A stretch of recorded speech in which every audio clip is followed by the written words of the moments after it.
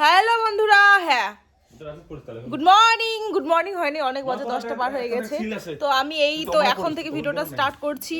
তো বড়দের প্রণাম জানিয়ে এবং ছোটদের আমার অনেকটা ভালোবাসা জানিয়ে তো বাড়িতে সকাল সকাল উঠে ক্যাং ক্যাং গুং গুং লাগিয়ে গেছে। কারণটা হচ্ছে আমার শাশুড়ি মা যাবে বিয়ে বাড়িতে এখন, মানে সকালে যাচ্ছে, আর আমরা যাব হচ্ছে পরে বিকাল সন্ধ্যার দিকে যাব। তো তার জন্যই মা এখন রেডি হবে, কোন শাড়ি পরবে, কি পরবে না পরবে, তো সেটাই এখন দেখা চলছে।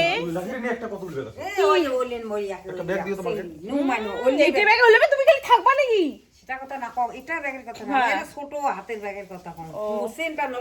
ঠিক আছে, দেখা যাবে। তো যাই হোক, চলো এখন থেকে ভিডিওটা স্টার্ট করছি। আমরা আজকে হয়তো দিনটা যাবো কিছু টুকটাক কেনাকাটা করতে। চলো ভিডিওটা দেখতে থাকো। সো বন্ধুরা, আমরা এসেছি দিনাটায়, তো কিছু ওষুধপত্র আমরা কেনাকাটা করলাম, আর তারপরে এখানে আসছি একটা রেস্টুরেন্টে খাইতে। তো খাওয়ার পরে আরও কিছু কেনাকাটা আছে, তো সেগুলো করবো।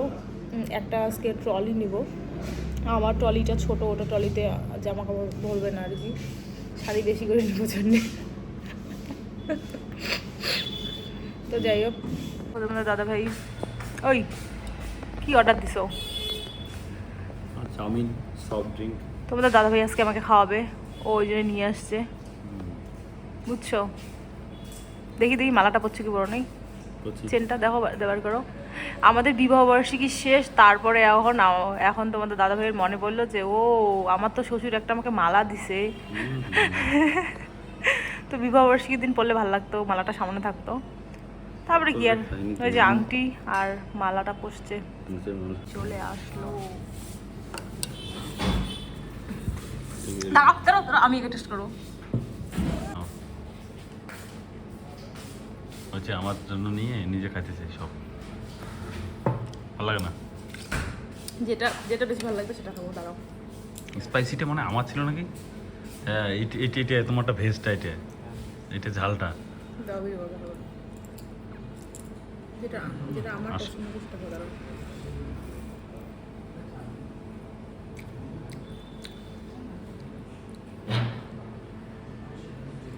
ঝিলের দাম বলে 80 টাকা। ওইটা তোমারটা 100 টাকা, আমারটা 10 টাকা। এটা ঝাল বেশি, পেঁয়াজ থাকবে, ঝাল বেশি। সো বন্ধুরা, এটা একটু আর একটু তো না লাগবে না। সো বন্ধুরা, আমি এখন অনেক লেটে ভিডিও শুরু করলাম, করার কিচ্ছু নাই। তোমাদের দাদা ভাইয়ের আমার ঝগড়া লাগছে, তোমাদের দাদা ভাইয়ের সাথে আমার ঝগড়া লাগছে, কান্নাকাটি করে চোখ টোক ফুলাই দিছি। দেওয়ার পরে আমার সাজতে আসার কথা ছিল 3টা-4টার দিকে, আসছি প্রায় 5:30টার দিকে। এখন তোমাদের দাদাভাই খুব তাল লাগাইতেছে যাওয়ার জন্য।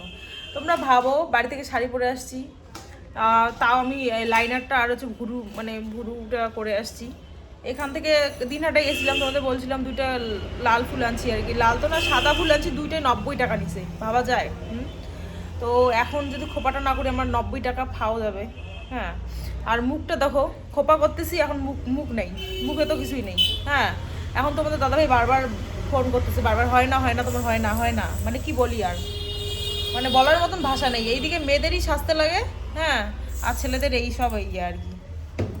তো যেমন তেমন ভাবে আমাকে খোপাটা করাই দিল, জিনিসও নাই বর্তমানে খোপা করার মতন। যাই হোক, করাই দিল মোটামুটি। এই অবস্থায় এখন আমি যাব, সিঁদুরটা দিব, লিপস্টিক লাগাবো, চলে যাব, কেমন হয় হোক। আমি প্রথমে ভাবছি, সত্যি কথা ভাবছি, আমি কি ভাবছি বলো তো, আমি 300 টাকা শাড়ি পরে আজকে বিয়ে বাড়ি যেতাম, সত্যি কথা বলতে। না, আমি 300 টাকা শাড়ি বার করতাম, একটা বার করে আমি বিয়ে বাড়ি যেতাম। দেখি তো এগুলো, এই যে এত এত সাজগোজ, আমি কোনো কিছু করতাম না। তারপর ভাবলাম তোর বড়ের সাথে রাগ করে নিজের কেন গিয়ে নষ্ট করি, এই হচ্ছে কথা। তারপরে এই যে যখন বিয়ে বাড়িতে গিয়ে দেখবো সবাই সাজুগুজু করছে, তখন নিজেরই খারাপ লাগবে। প্রথমে তো এটাই ভাবছিলাম, তারপরে কি আর, এই যে মানে নিজে ঝগড়া করে আমার টাইমটা খাইলো, টাইমটা নষ্ট করলো আমার। কি হলো, নিজের তো কি একটা জামা প্যান্ট পরলেও হয়ে গেলো, সোয়েটার পরলেও হয়ে গেলো। আর আমাদের ভাবো, একটা কোথাও গেলে একটা রেডি সেডি হতে কতটা টাইম লাগে, এমনি তো যাওয়াও যায় না, কি বলি আর, এমনি তো যাওয়া যায় না, ভুল কথা, এমনি তো যাওয়া যায়, কিন্তু ব্যাপার আছে একটা, সবাই সাজুগুজু করবে, সেখানে তুমি করবে না, তখন কেমন লাগে, একদম অকওয়ার্ড ফিল হয়।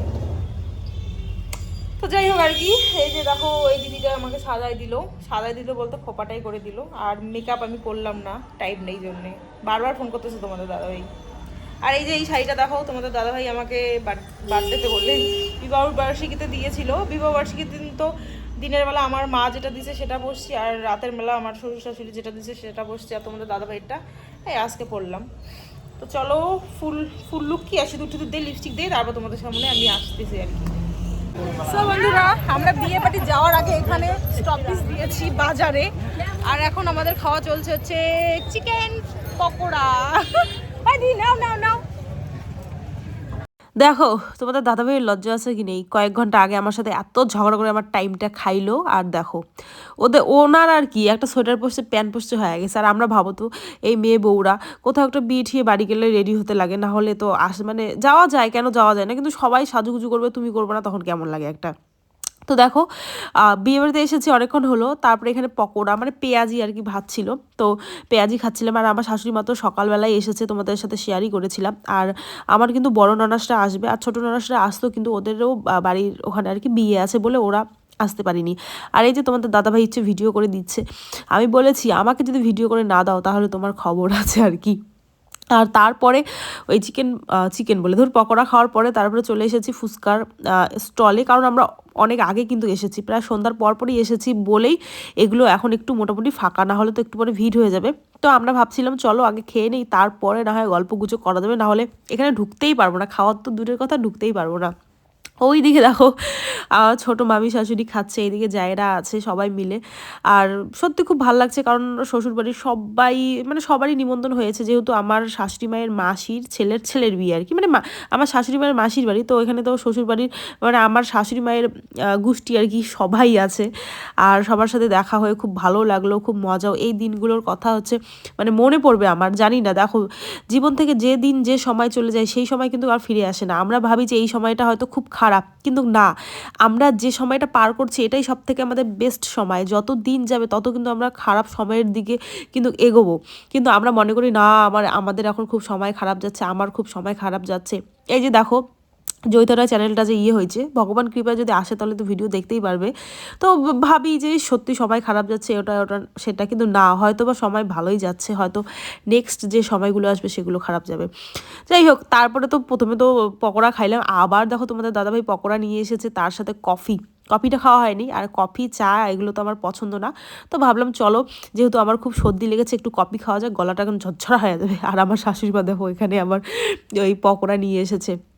আর এই যে দেখো বিয়েবাড়ির প্যান্ডেল এমনি টুকটাক আর কি করেছি। এইদিকে দেখো আর মামিগুলো দাঁড়িয়ে আছে, আর এদিকে ভাসুর তো লজ্জা পেয়ে গেল।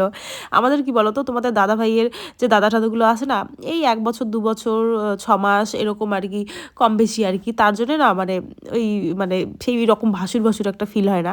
যেগুলো আছে যেগুলো তোমাদের দাদা ভাইয়ের থেকে খুব বড় আর কি, হ্যাঁ তাদের সামনে একটু কেমন মনে হয়, কিন্তু যারা এরকম সেম এজের তাদের সাথে অতটা মনে হয় না।